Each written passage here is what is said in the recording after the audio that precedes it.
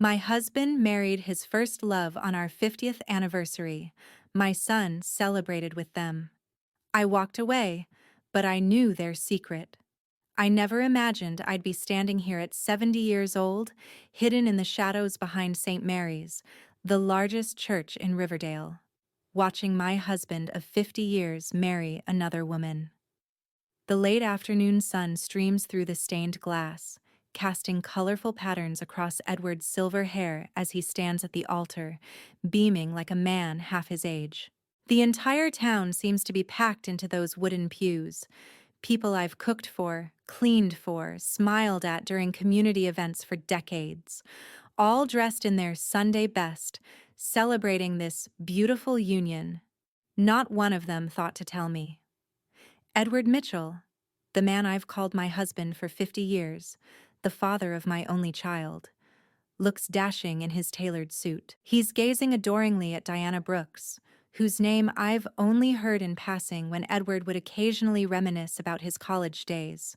The one that got away, he'd called her, though I never imagined she'd return to claim what she apparently always believed was hers. I met Edward when I was 20, working as a cashier at the local supermarket. He was 21, fresh out of college with his business degree, full of ambition and charm. I was immediately captivated by his confident smile and the way his eyes crinkled at the corners when he laughed. I had no college education, no wealthy family backing me, just my apartment, my independence, and my dreams. "You're different from other girls," he told me on our third date. "You listen, you understand me." And I did try to understand him, to become everything he needed. I learned about classical music because he loved Beethoven. I read economics books I barely comprehended because that's what interested him. I shaped myself around his edges, filling the spaces he allowed me to occupy. He'd been with Diana for 3 years before they broke up. The distance was too much, he explained. She'd moved away for graduate school, and their relationship couldn't survive the separation. I was the comfortable alternative, the woman who was there, who wouldn't leave. 6 months after we met, we moved in together. I hoped for a proposal, but Edward had other ideas. "We don't need a piece of paper to prove our love, Helen," he'd said, kissing my forehead. "Marriage is just a social construct. What matters is that we're together." And so began our life. We started in a tiny 300 a month apartment with secondhand furniture and big dreams. I supported him through job losses, through nights when he'd come home drunk and despondent. I held his hand through every crisis, every setback. When our son Lucas was born, I poured everything into creating a warm, loving home. Eventually, we bought a house with a garden, a picturesque life that looked perfect from the outside. But Edward's excuses about why we never needed to marry became a quiet ache that never truly healed. Each anniversary that passed without a ring only deepened the invisible wound. This morning, our 50th anniversary, Lucas and his wife Lauren called to remind me about a family dinner tonight. I spent hours cooking Edward's favorite meal, setting the table with our best china. Then Edward called, claiming an emergency business trip. "We'll celebrate when I get back," he promised. An hour later, my neighbor Judith texted me a strange photo. Edward in a tuxedo, standing outside the church. "Thought you should know," was all she wrote. My hands trembled as I drove to St. Mary's, telling myself there must be some explanation. Perhaps he was attending someone else's wedding? But as I slipped in through the side door, I saw the truth that shattered 50 years of devotion. Edward was sliding a platinum band onto Diana's finger, his voice clear and confident as he recited vows he'd never spoken to me. And there in the front row stood Lucas, my son, grinning broadly, holding my grandson Jacob as the ring bearer.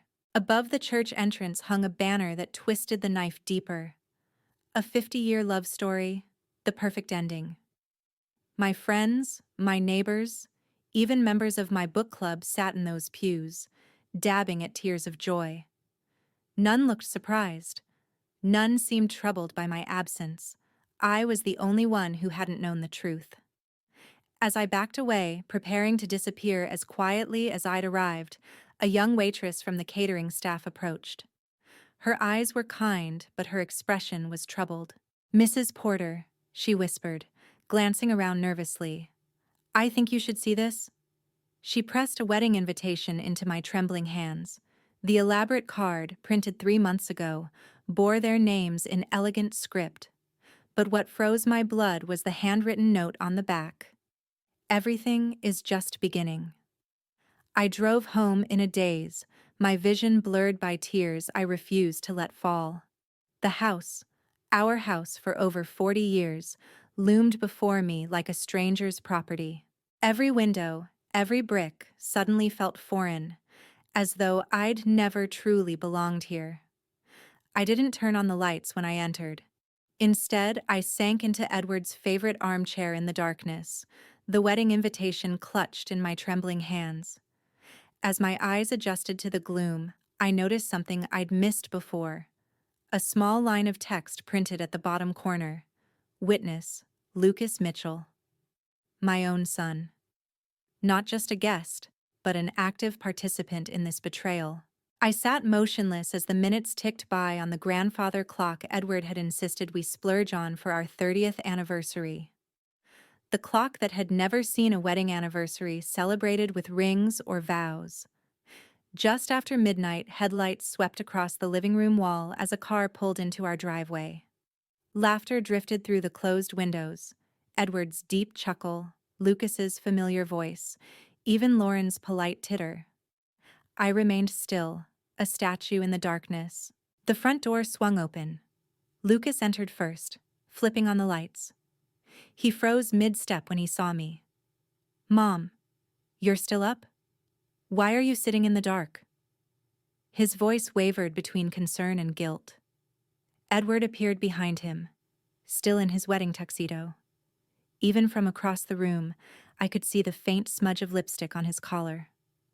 Lauren hovered in the doorway, cradling a sleeping Jacob against her shoulder. "Where have you all been today?"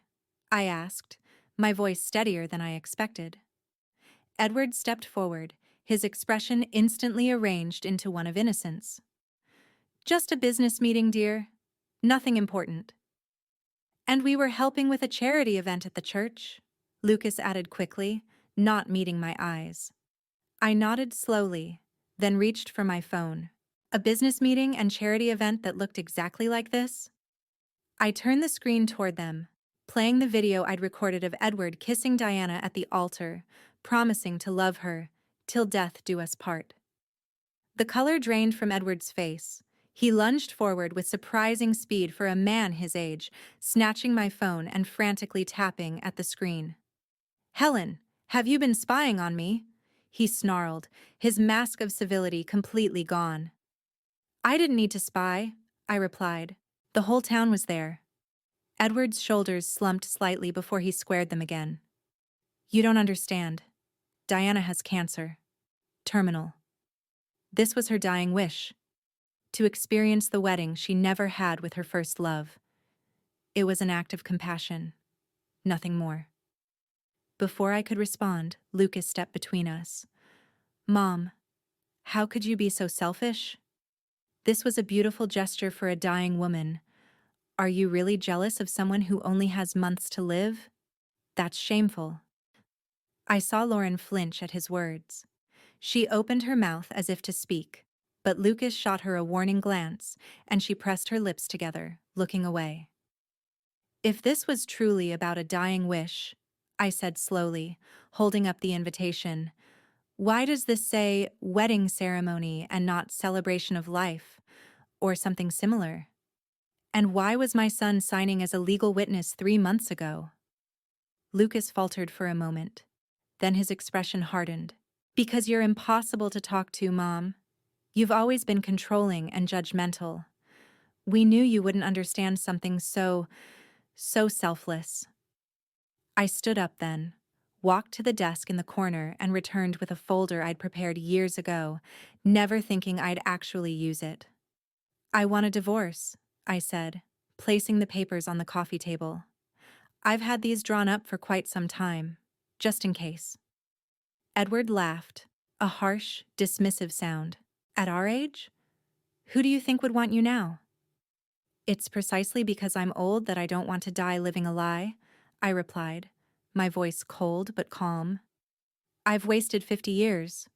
I won't waste whatever time I have left. Lucas scoffed, looking at me like I was a stranger. His only concern. So who's going to cook and clean?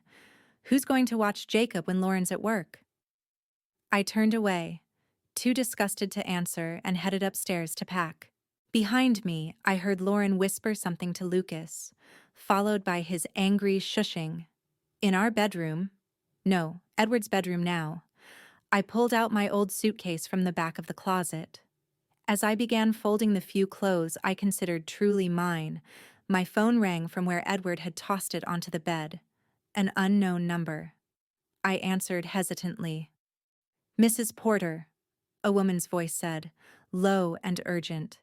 If you think what happened today was the worst of it, you still don't know the truth about Edward and Diana.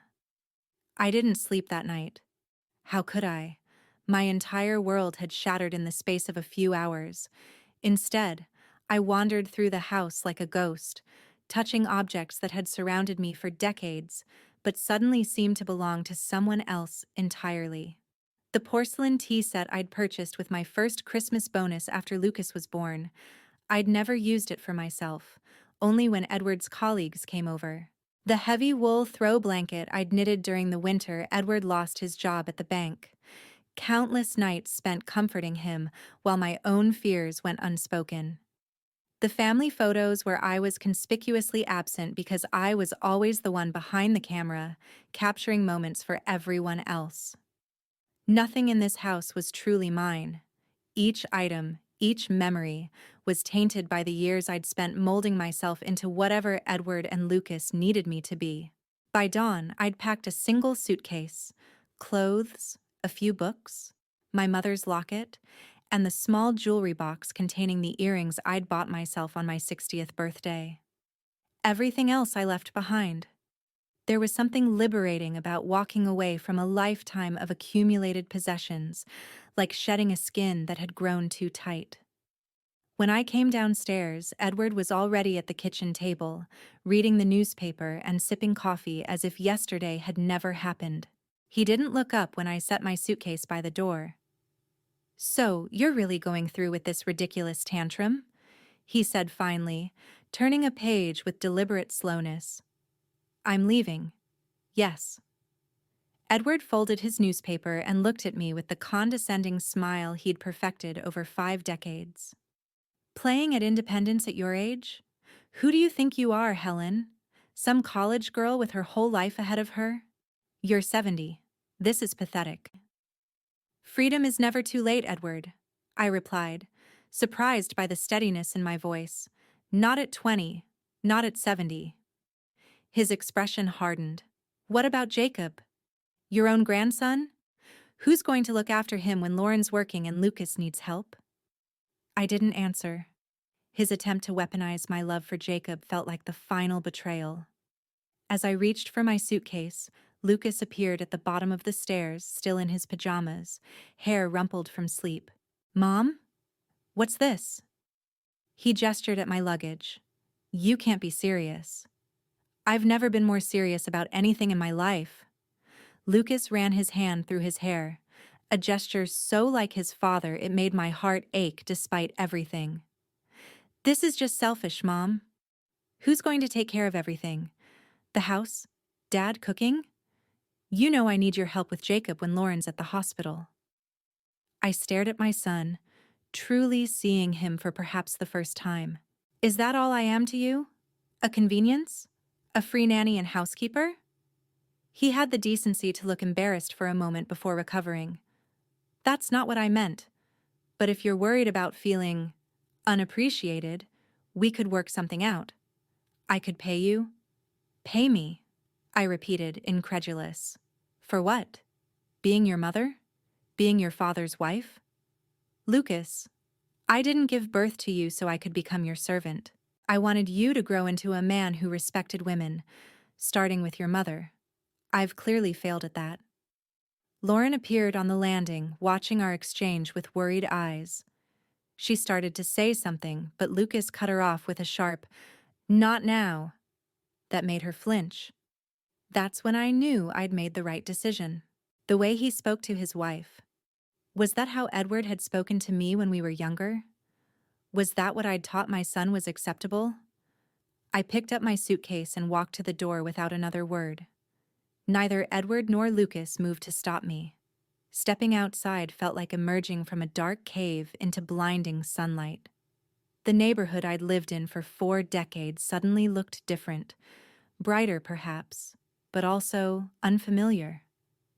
Mrs. Abernathy was watering her roses across the street. She stared at me and my suitcase with undisguised curiosity but didn't wave. I called a taxi and waited at the end of the driveway, my back straight, chin held high. I refused to give anyone the satisfaction of seeing me broken. The cab took me to my old apartment building downtown, a place I'd kept out of some strange instinct all these years. I'd rented it out occasionally, but never sold it, telling Edward it was a good investment. Maybe some part of me had always known I might need an escape route. As I unlocked the door to apartment 3B, memories flooded back. The 20-year-old girl I'd been, working 2 jobs, dreaming of adventure before Edward Mitchell walked into my life and became the center of my universe. That night, alone in my old bed, I thought about the countless sacrifices I'd made.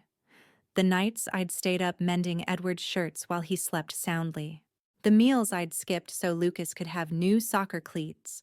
The promotions I'd turned down because they would require travel and who would look after the family?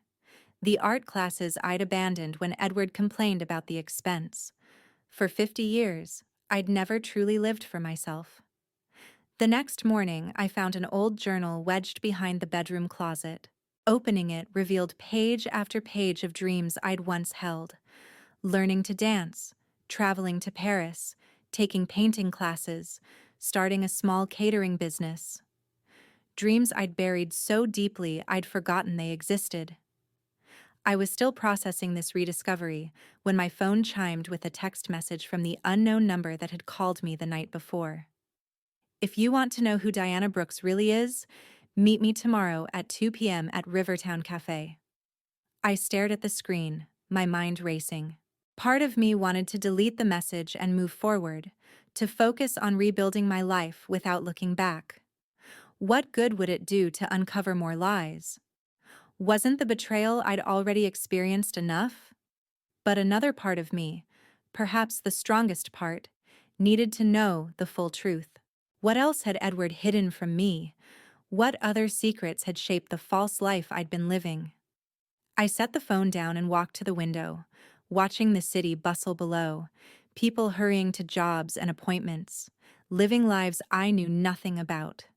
Tomorrow, I would go to Rivertown Cafe. I would face whatever new revelation awaited me there. Because if Diana Brooks had more secrets, I deserved to know them all. Rivertown Cafe was busy when I arrived the next afternoon. I'd dressed carefully, my best blouse, a touch of makeup, hair neatly styled. I refused to play the role of the disheveled, abandoned wife that everyone probably expected. I spotted her immediately, a well-dressed woman in her mid-50s with auburn hair, sitting alone by the window. She raised her hand slightly when our eyes met. "Mrs. Porter, I'm Martha Gaines." She extended her hand as I sat down. "Diana and I were roommates at Georgetown." "You said you had information about Diana," I said, skipping the pleasantries. "And please, call me Helen." Martha took a sip of her coffee, glancing around to ensure no one was listening. "Diana Brooks is not dying of cancer. She's not sick at all. She's a con artist who's been pulling the same scheme for decades." My hands trembled slightly as I processed her words. What scheme? "She targets wealthy men, preferably men she once had a relationship with, but not always.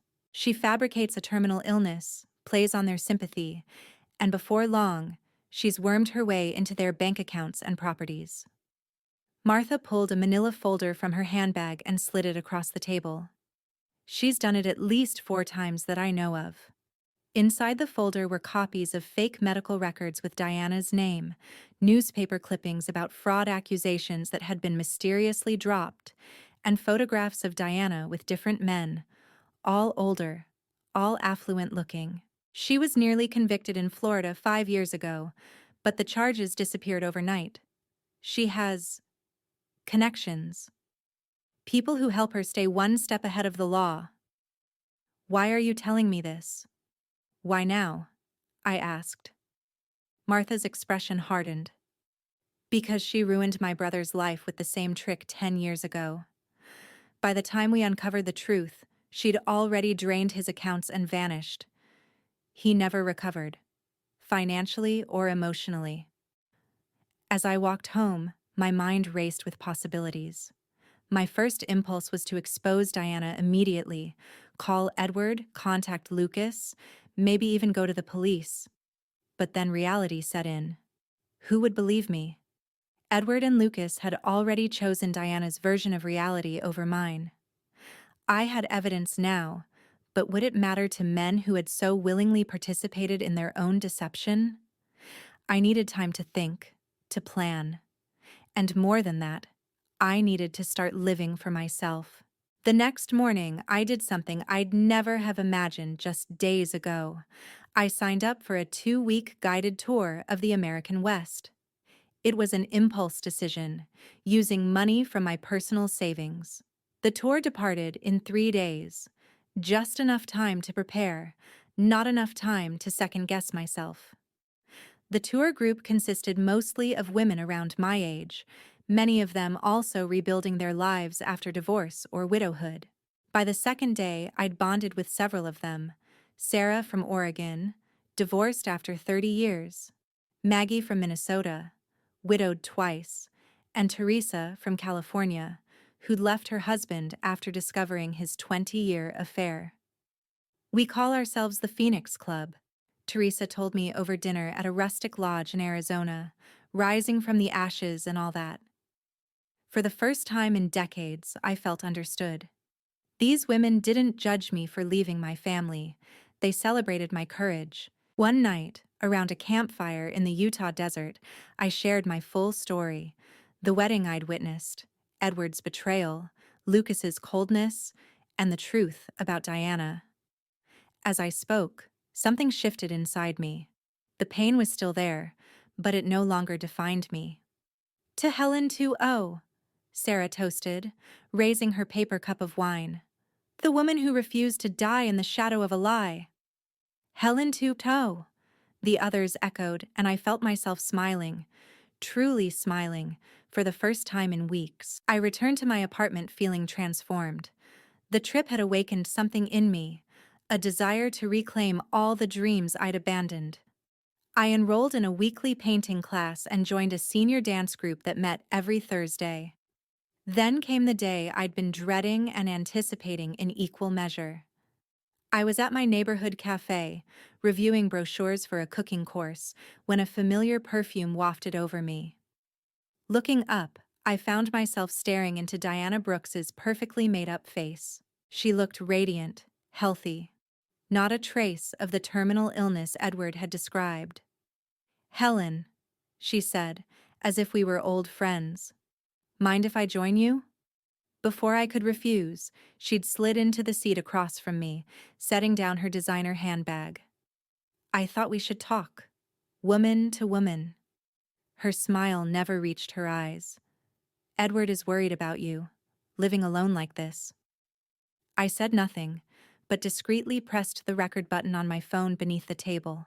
You know, Diana continued, stirring her latte delicately. Edward always spoke so fondly of you. A good homemaker, he said. Reliable. The perfect mother for his son. Each compliment dripped with condescension.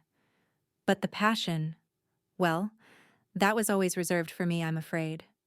Even during your years together. Is that why you faked having cancer? I asked quietly. To reclaim that passion? Her smile faltered for just a moment. I don't know what you're talking about. I know everything, Diana. The fake medical records. The other men. Your pattern of fraud. Diana laughed, too loudly. Edward warned me you might become unhinged. Making up these pathetic stories won't change reality, Helen. He chose me. He always wanted me. You were just convenient. Something snapped inside me. 50 years of silencing myself, of swallowing hurt, of putting others first. It all boiled over in a single moment. Diana Brooks is a fraud, I announced, my voice carrying across the cafe. She's not dying of cancer. She's a con artist who's been sued for emotional and financial manipulation. The cafe fell silent. Every head turned toward us. Diana's face contorted with rage. You pathetic old woman, she hissed. Who do you think anyone will believe? The bitter ex or the devoted new wife? I have proof, I said, holding up my phone, and witnesses to your other scams. Someone near the counter had started recording us on their phone. Several patrons were whispering, pointing. Then the cafe door swung open and Edward strode in as if on cue. What's going on here? He demanded, immediately moving to Diana's side, putting his arm around her protectively. Helen, haven't you caused enough embarrassment? She's making wild accusations, Diana whimpered, suddenly frail and tearful. Saying horrible things about me. Edward glared at me. This has to stop. You're making a spectacle of yourself. Diana is fighting for her life, and you're harassing her out of jealousy? Have you no shame? I noticed the young barista lean over to a customer, whispering, That's them, the couple from that viral wedding video. The one where he married his college sweetheart before she dies. Murmurs of disapproval rippled through the cafe. I heard phrases like bitter ex-wife and ruining their last months together. The narrative had been written, and I was cast as the villain. I gathered my belongings with as much dignity as I could muster and left. Behind me, I heard Diana's theatrical sobs and Edward's comforting murmurs. By the time I reached my apartment, the confrontation video was already circulating online, but the viral clip showed only Edward defending Diana, with my accusations edited out.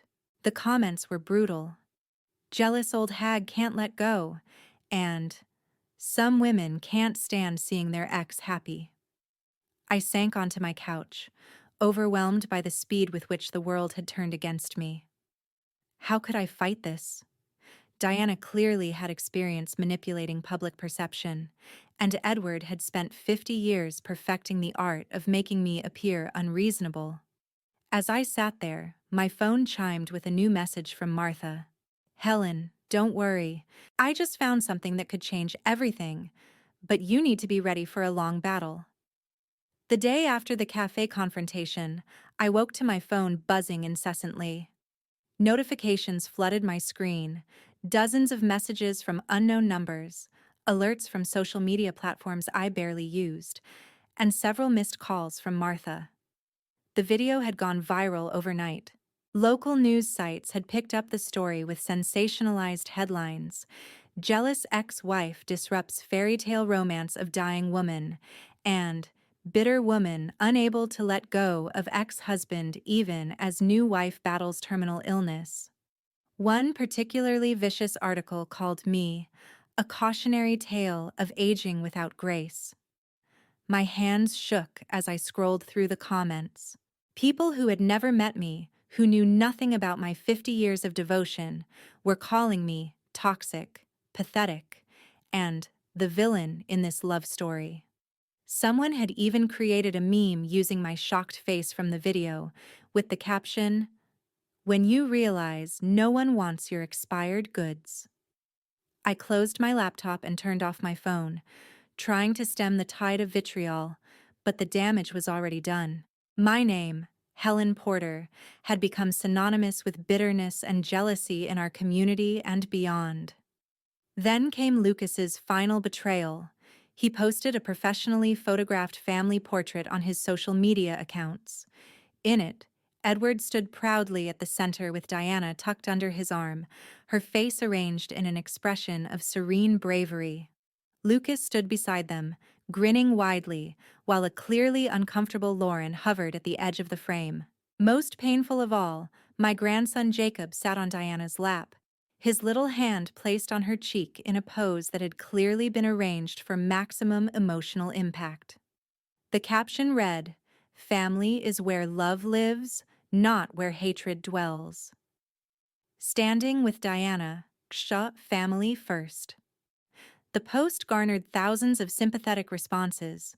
Comments praised Lucas for supporting his father during this difficult time and for embracing his new mother despite outside negativity. Some specifically mentioned me, "Glad to see you're nothing like your bitter mother," and "You're showing real class in the face of such toxic behavior." I couldn't stay silent. In a moment of desperate clarity, I wrote a lengthy post explaining everything: Diana's fraud history, the evidence Martha had collected, my 50 years of unacknowledged devotion. I hit post with trembling fingers, hoping truth would prevail. It didn't. Within hours, my post was flooded with hostile responses. "Delusional old woman can't accept reality," wrote one commenter. "Making up conspiracy theories instead of getting therapy," wrote another. The worst came from anonymous accounts that sent private messages: "Kill yourself and let them be happy," and "Disappear, you toxic waste of space." I deleted my accounts that night, realizing that social media had become not a platform for truth, but a weapon being used against me. The weeks that followed were the darkest of my life. I stopped leaving my apartment except for essentials. Each trip to the grocery store became an exercise in endurance as I felt eyes following me, heard whispers behind my back. Once, in the produce section, a woman I'd never met pointed me out to her friend, loudly enough for me to hear. "That's her, the bitter ex ruining that poor dying woman's last days. She's the poison in our society." I became a prisoner in my own home, jumping at every phone call, flinching at knocks on the door. The local news ran a feature story about Edward and Diana's inspiring love story, complete with tearful interviews about how they were rising above harassment during Diana's final days. Not once did anyone reach out to hear my side. Just when I'd reached my lowest point, my doorbell rang one Saturday afternoon. Peering through the peephole, I saw Sarah, Maggie, and Teresa from the Phoenix Club, their arms laden with groceries and wine. "We saw the news," Sarah said as I opened the door. "We know it's all lies." They swept into my apartment like a life-giving breeze, clearing away the takeout containers that had accumulated during my isolation, opening windows to let in fresh air, and most importantly, surrounding me with unwavering belief. "We believe you, Helen," Teresa said firmly, gripping my hands. "The whole world might turn its back, but we won't." Sarah spread printouts across my coffee table, comments and posts from people questioning the perfect narrative surrounding Edward and Diana. "Look, people are starting to see through it. Not everyone is buying their story." A small collection of dissenting voices among thousands, but enough to rekindle hope. That same week, Martha made her first strategic move. She sent a carefully compiled dossier to Caroline Wu, a journalist known for exposing scams and frauds, who ran a popular blog called Truth Seekers. The dossier contained Diana's pattern of deception, complete with testimonials from previous victims, documentation of fake medical records, and background on how she'd evaded prosecution in Florida.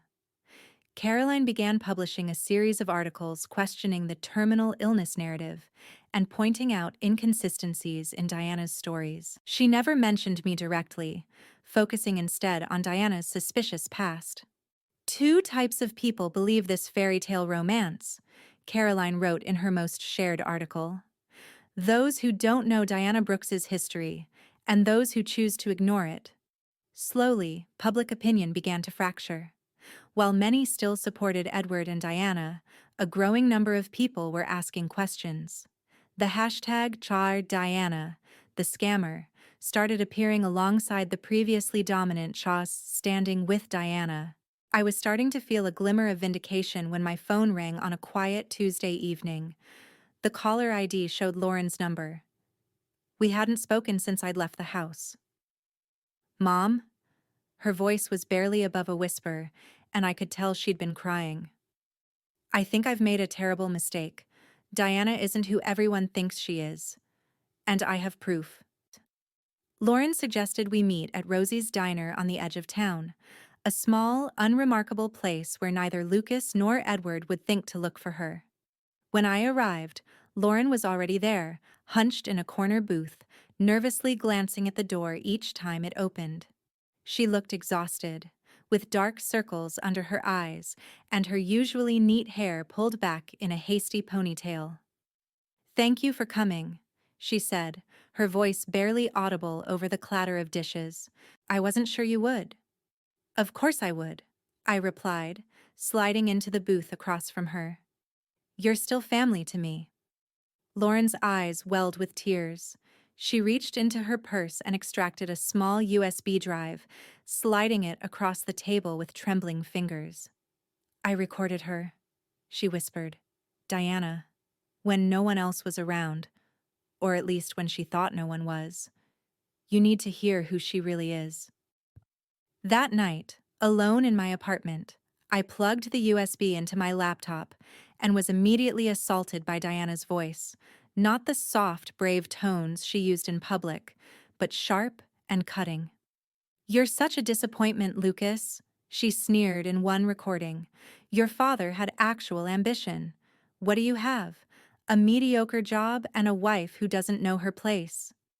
In another, "Edward is so easy to manipulate. Mention my treatments and he hands over his credit card without question. Men are such fools." The recordings went on for hours. Diana mocking Edward's sentimentality, complaining about Jacob's neediness, and most alarmingly, discussing her plans with someone on the phone. "Once we're legally married, half of everything is mine. The house, the investments, everything. Then if something were to happen to him, which, at his age, wouldn't be suspicious, I'd be set for life." Most chilling was a conversation with Lauren that began pleasantly enough before turning menacing. "This house only needs one woman running it, Lauren. And let me be clear, that woman isn't you. Once I'm officially Mrs. Mitchell, things will change around here." I called Lauren immediately. "How long has this been going on?" "Almost from the beginning," she admitted. "The first week she moved in, she started ordering expensive things: designer furniture, a complete kitchen renovation, a new car. Edward pays for everything without complaint." "And Lucas?" Lauren sighed heavily. "He noticed the money being spent, but he's too proud to admit he was wrong about her. The few times he's raised concerns, she reminds him how he publicly defended her against you, how everyone would laugh at him if he changed his story now." Over the next few weeks, Lauren kept me updated on the deteriorating situation. Diana hired household staff who reported directly to her, including a nanny for Jacob whom Lauren didn't trust. She threw lavish parties for her new friends while Edward paid the bills. Meanwhile, Lucas grew increasingly agitated but remained trapped by his own public stance. The breaking point came when Jacob suffered a minor burn. Lauren had stepped out to take a work call, leaving Jacob with Diana, who was supposed to be warming his milk. Distracted by a phone conversation about spa appointments, Diana had overheated the bottle, then handed it to Jacob without testing it. When Lucas confronted her, Diana exploded, calling Jacob "your brat" and saying she wasn't hired as a babysitter. When Edward attempted to calm the situation, Diana turned on him as well, screaming that she was sick of playing nursemaid to this dysfunctional family. She threatened Edward, Lauren told me the next day. Said if he ever tried to kick her out, she'd tell the world about his dirty little secrets. Whatever that means, it scared him enough to back down completely.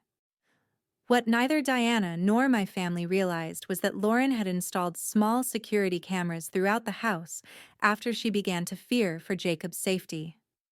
The cameras captured everything: Diana's verbal abuse toward Edward, her neglect of Jacob, and her increasingly erratic behavior as she grew more comfortable in her position of power. The footage might have remained private if Diana hadn't fired Maria, the housekeeper, in a particularly vicious tirade over improperly ironed linens. Maria, who had witnessed Diana's true nature for months, decided she'd had enough. She had access to the cloud account where Lauren's security footage was stored, and she downloaded the most damning clips. The videos hit social media like a bomb. Within hours, the real Diana Brooks was trending nationwide.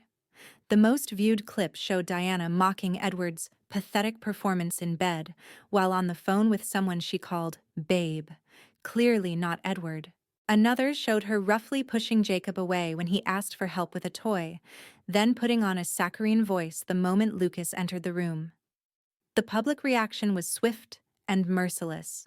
The same people who had condemned me now turned their pitchforks toward Diana. "Con woman exposed," screamed the headlines. Diana the monster," trended above, "Diana the scammer." Overnight, Edward and Lucas went from sympathetic figures to gullible fools. The fallout was catastrophic for my family. Lucas's company, citing reputational damage to the firm, terminated his position. His colleagues, many of whom had publicly supported him against me, now avoided him entirely. Lauren filed for divorce the same week, taking Jacob to stay with her parents. "I tried to make him see reason," she told me, "but he was too busy trying to save face to protect his own son." Edward spiraled into a deep depression, barely leaving his bedroom. The man who had once commanded respect in our community now couldn't show his face at the grocery store without whispers following him. As for Diana, her final exit was as dramatic as her entrance. After a screaming match that neighbors reported hearing from 3 houses away, Edward finally ordered her to leave. She departed with 2 suitcases of expensive clothes and jewelry, considerably less than she'd hoped for, but all she could grab before Edward changed the locks. I watched it all unfold from the safety of my new life. My friends from the Phoenix Club sent me news clippings and updates, chuckling over what they called karma's swift response. "Couldn't have scripted it better ourselves," Maggie said over our weekly lunch. "The mighty have fallen, and they fell hard." But I took no joy in their destruction. Relief? Yes. Vindication, certainly. But not pleasure. 50 years of love doesn't disappear overnight, even when betrayed. Part of me still ached for the family that could have been. I was beginning to move forward. My painting classes had introduced me to Victor Reynolds, a kind-eyed widower with a talent for watercolors and a gentle sense of humor. We'd been meeting for coffee after class, and tonight he'd invited me to a dance at the senior center. I was in the middle of a waltz with Victor, laughing as he twirled me perhaps a bit too enthusiastically, when the double doors to the hall burst open. Lucas stood there, disheveled and haggard, his eyes wild with desperation. "Mom," he croaked, his voice breaking, "please come home. We have nothing left." The music stopped abruptly. Couples froze mid-step as all eyes turned toward Lucas standing in the doorway. I remained in Victor's arms, my hand still resting lightly on his shoulder, unwilling to show any sign of embarrassment or shame. "Mom!" Lucas shouted, his voice cracking. "You're dancing and having fun while our family is falling apart?"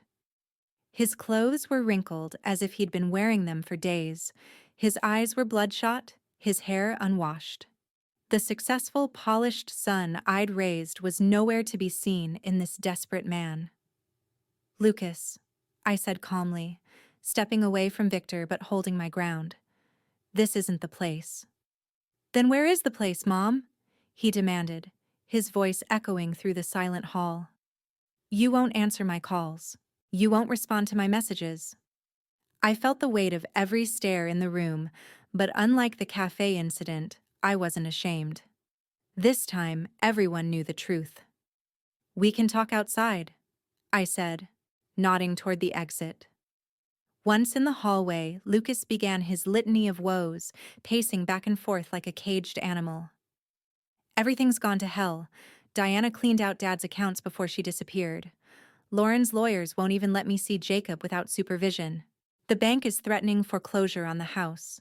Dad barely eats, barely speaks." I listened without interrupting, without the rush of sympathy that would have once been automatic. "We need you, Mom," he finally said, his voice softening. "I need you. Come home. You can manage everything again. The house, the finances. I'll listen to you this time, I promise." "You're asking me to come back and clean up the mess you made," I said. "After you publicly humiliated me. After you chose Diana over me." "I made a mistake," he shouted, then lowered his voice when a couple walked by. "I'm admitting I was wrong. Isn't that what you want to hear?" Victor had followed us into the hallway and stood a respectful distance away. Lucas glared at him. "And who's this guy? Some old man taking advantage of you?" "Mom, you're not thinking clearly." Before I could respond, Victor stepped forward. "I'm Victor Reynolds. I teach watercolor at the community center, and I assure you, your mother is thinking more clearly than she has in years." Lucas tried to shoulder past him. "This is a family matter." "No," I said firmly. "Victor stays." The dance hall door opened again, and Sarah emerged with Teresa and Maggie behind her. "Everything okay out here, Helen?" Sarah asked, eyeing Lucas with thinly veiled contempt. "Just fine," I replied. "My son was just leaving." "Oh, now you remember your friends?" Lucas sneered. "Where were they when you were cooking and cleaning for us all these years? Now you suddenly have an entourage?" Sarah stepped forward, her 5'2" frame somehow looming over my 6-foot son. "Now she remembers her worth. Something you might have helped her see instead of treating her like your personal servant." Lucas flushed but had no retort. His expression shifted from anger to desperation. "Please, Mom," he whispered, suddenly dropping to his knees in the middle of the hallway. Tears streamed down his face as he clutched at the hem of my dress. "Dad had a stroke last night, after Diana came back to threaten him with some blackmail. He's in the ICU. The doctors don't think he'll make it." The hallway fell silent. Victor's hand found mine, squeezing gently in support. "Edward is dying," Lucas continued, sobbing now. "He's been asking for you. Please, Mom. Whatever he did, whatever we did, don't let him die alone." I stood frozen, conflicting emotions warring within me. 50 years of history couldn't be erased by a few months of betrayal, yet neither could the betrayal be erased by this desperate plea. "You don't have to do this," Maggie whispered. "You don't owe them anything." "Whatever you decide," Victor said softly, "it should be for you, not for them." Sarah nodded. "Going or not going, make sure it's what will let you sleep at night." I looked at my son, this man I'd raised, loved, sacrificed for, kneeling before me not out of respect, but desperation. And I thought of Edward, the center of my world for half a century, now lying in a hospital bed. "I'll see him," I finally said. "But I'm not coming home. That chapter is closed." Victor offered to drive me to the hospital.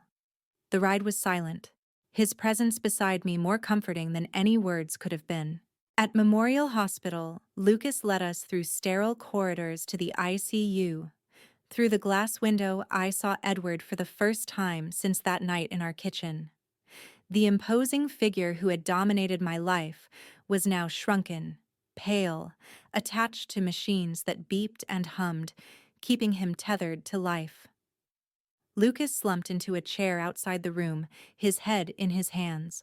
Lauren was there too, standing apart, Jacob asleep in her arms. She gave me a sad smile but made no move to approach. "I'm just here to drop off Jacob's things," she explained quietly. "I can't." I can't do this anymore. She turned and walked away, my grandson's sleeping form disappearing down the corridor with her. A doctor emerged from Edward's room, clipboard in hand. Mr. Mitchell has been asking for Helen, she said. He's conscious but very weak. If there's anything that needs to be said, now would be the time. I took a deep breath, squared my shoulders, and pushed open the door, ready for my final conversation with the man who had been both the love of my life and its greatest disappointment. The hospital room was dimly lit, the only sounds the rhythmic beeping of monitors and Edward's labored breathing. He looked so small in the bed, tubes snaking from his arms, his face ashen. When he saw me, his eyes, once so commanding, filled with tears. "Helen," he whispered, reaching out a trembling hand. "You came." I moved to his bedside but didn't take his hand. 50 years of habit nearly broke my resolve, but I stood firm. "I was such a fool," he rasped, tears tracking down his hollow cheeks. "So stupid." "Yes," I agreed simply. "You were." "I never deserved you." His voice broke. "All these years, I always kept thinking about Diana. Even when I was with you, I imagined it was her." The confession should have hurt, but instead I felt an odd sense of peace. The truth, however ugly, was finally in the open. "She took everything, Helen. My money, my dignity. She was blackmailing me about things I'd done, business deals that weren't quite legal, and now she's gone." I watched him dispassionately, this stranger I'd shared a bed with for decades. "Please," he begged, "forgive me. Stay with me until I go. I don't want to die alone." I reached into my purse and pulled out an old photograph. Edward, Lucas, and me at the lake house when Lucas was 10. We were smiling, a perfect family portrait. "Look at this, Edward," I said, placing it on his bedside table. "This was real. We were happy here. You had a real family who loved you, and you threw it away for a fantasy." He stared at the photo, fresh tears welling. "Forgiveness is a gift for those who deserve it," I said quietly. "I don't have anything left to give you." I turned to leave, my heart lighter than it had been in years. "Helen," he called after me, his voice breaking. "If there's another life after this one, would you choose me again?" I paused at the doorway but didn't look back. "No, Edward. I'd choose someone who treasured me from the beginning." Walking out of that hospital room felt like emerging from a long, dark tunnel. The weight of 50 years lifted from my shoulders with each step. I didn't look at Lucas as I passed the waiting area. There was nothing more to say. Victor was waiting by his car, his kind eyes asking questions he was too respectful to voice. "It's done," I told him. "All of it." 3 weeks later, Edward Mitchell died with only Lucas at his bedside. I sent flowers but didn't attend the funeral.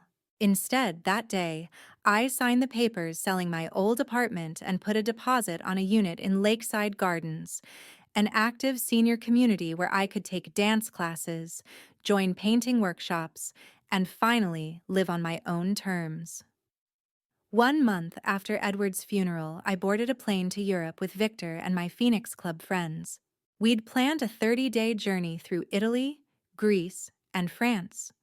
All the places I'd dreamed of visiting while cooking meals in a kitchen that never truly felt like mine.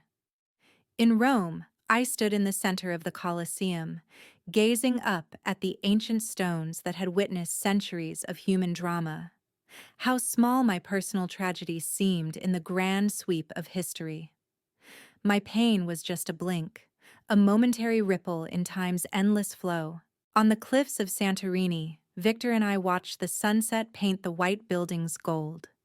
When he reached for my hand, I gave it freely, not out of obligation or duty, but because my heart fluttered at his touch.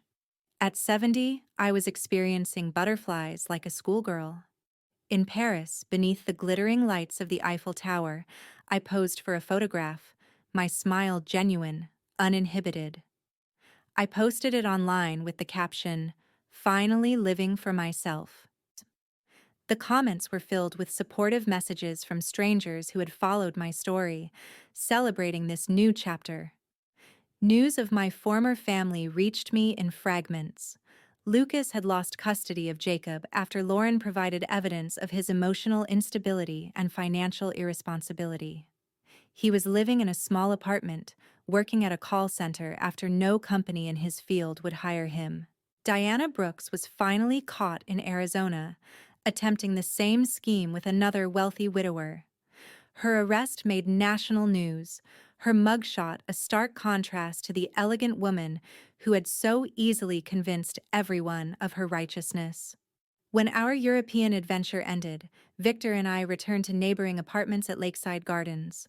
One evening, as we sat on my balcony watching the sunset, he took my hand. "Helen," he said softly, "I don't want to presume, but these past months have been the happiest of my life. Would you consider making our arrangement more permanent?" I smiled at him. This gentle man who had shown me more consideration in months than Edward had in decades. "Yes," I replied, "but with one condition. We stay together only as long as we both find joy in it. Neither of us owes the other anything." Victor's face lit up with understanding. A relationship of choice, not obligation. I wouldn't want it any other way.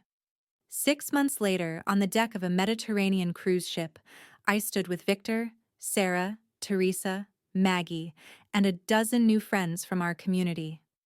We raised our glasses in a toast. "To freedom," I said, "to friendship, and to women who rise after they fall." As I gazed at the endless horizon, contentment settled deep in my bones. I had not only escaped my past, I had claimed my future. Sometimes it takes a lifetime to learn that happiness never belonged in someone else's hands. It was always waiting in our own choices, in our courage to choose ourselves.